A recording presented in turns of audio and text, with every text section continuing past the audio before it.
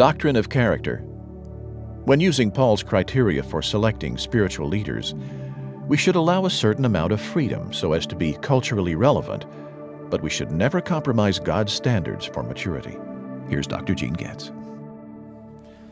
This is a very interesting principle that emerges, I think, from both Paul's letter to Timothy, particularly 1 Timothy, and here in Titus. Now, to give us broader perspective, in terms of leadership, there are two biblical titles that Paul used particularly, although others used it as well. Elders or overseers. These were two words that are used to describe those who were the pastoral leaders of the church. And in some cases, the word elder was used because basically that comes out of the Jewish culture. Overseer was used because that basically comes out of the pagan or Gentile culture, referring to a superintendent, for example, of a colony. So in the New Testament church, these words were used, both referring to the same basic position. So I would say titles are really non-absolutes. It's not what you call people, it's what they do, which leads to biblical function. Their primary function as spiritual leaders were to manage or shepherd. Those two words are really synonyms. To manage was an overarching concept of giving direction to, leading, giving oversight to. But another word that was used was shepherding, which is metaphorical. To shepherd a flock of sheep. So these two words were used to refer to the primary function of those who were pastoral leaders, particularly who were called in the New Testament either elders or overseers. Now, when Paul wrote to Titus, first of all, he used the word elders. And he said this, Titus, the reason I left you in Crete was to set right what was left undone, and as I directed you to appoint elders in every town, which meant in every church. So there he used the word elders, the concept that the Jewish believers would really understand, because there were Jewish believers on the island of Crete. But when he comes to the describing the qualities or the qualifications, notice he uses the word overseers.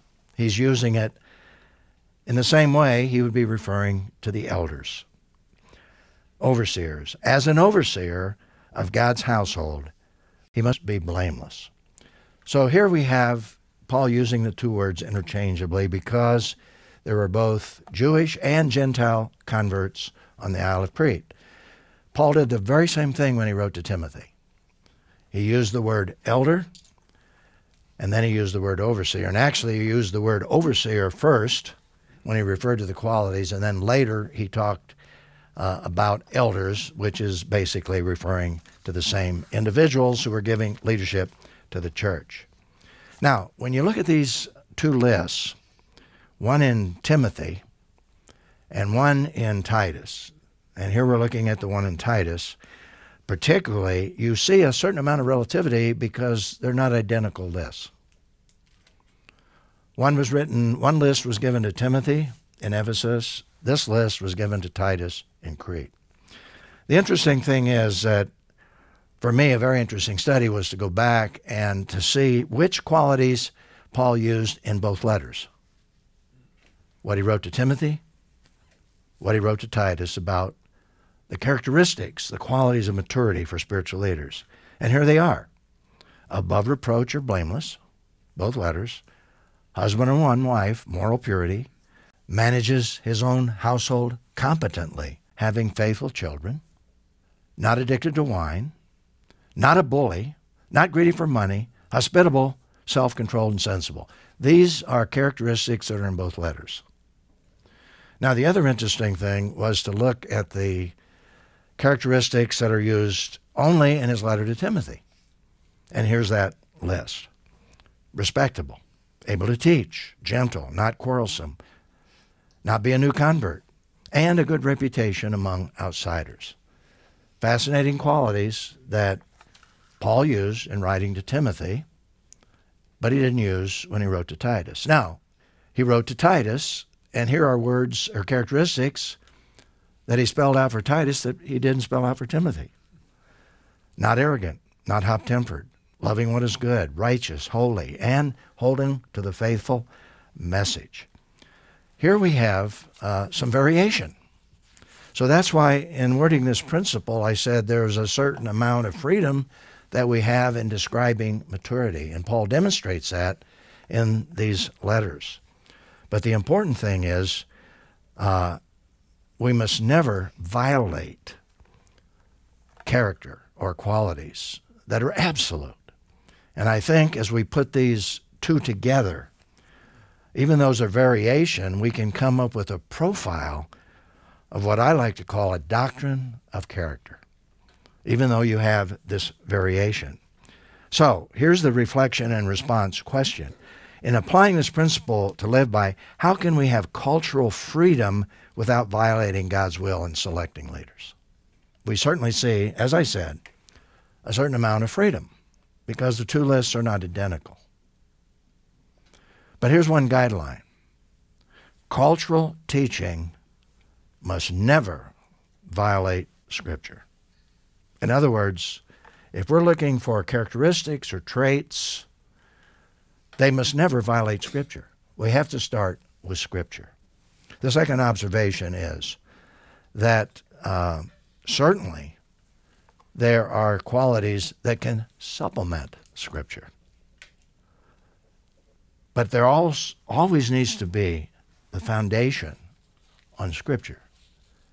And what we come up with culturally should never violate what's in Scripture. And one of the ways to avoid that is to always, first of all, go to Scripture. And then if we add to that list, we just want to make sure that it is in harmony with God, with what God is saying in terms of those qualities that are absolute. Those qualities we must never, ever violate.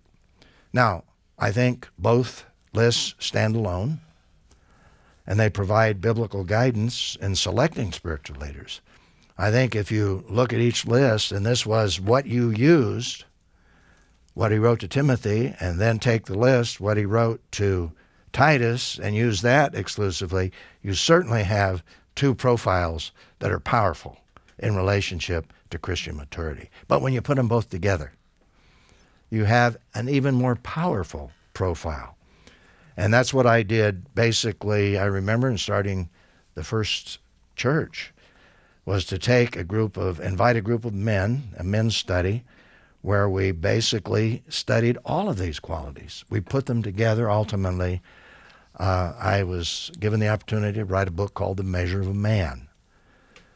And I called it Measure of a Man because I think first and foremost, Paul had in mind these qualities, and you can see it in the list. He's talking about men. But if you look at those qualities carefully, you will see that most of them are repeated also for women elsewhere in the New Testament.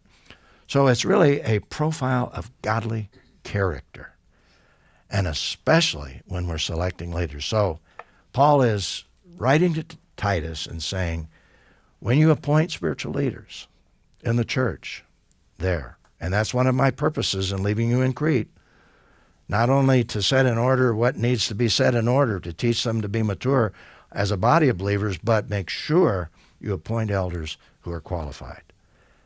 And so he lists these qualities. And this, of course, in view of the situation in Crete, was a tremendous, tremendous assignment for Titus, as we'll see in our next principle. But let me repeat this principle. I call it a doctrine of character. When using Paul's criteria for selecting spiritual leaders, we should allow a certain amount of freedom so as to be culturally relevant, but we should never compromise God's standards for maturity.